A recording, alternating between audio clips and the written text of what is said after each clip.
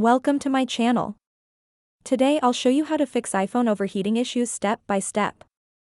First, if your iPhone feels too hot, move to a cooler place immediately. Avoid using it under direct sunlight or in a hot room. Next, close all apps running in the background. Many apps running at the same time can make your iPhone heat up quickly. Then, lower your screen brightness. High brightness increases heat, so reduce it as much as possible. If your volume is very high, lower that too. After this, turn off all unnecessary connectivity features. That includes AirDrop, VPN, Bluetooth. These signals put a lot of pressure on your phone's processor. Now, turn on low power mode. This limits background activity and helps the phone cool down faster. If your iPhone is still hot and not cooling down, then the final step is to switch off the phone. Just turn it off for a few minutes. This is the fastest and safest way to cool it completely.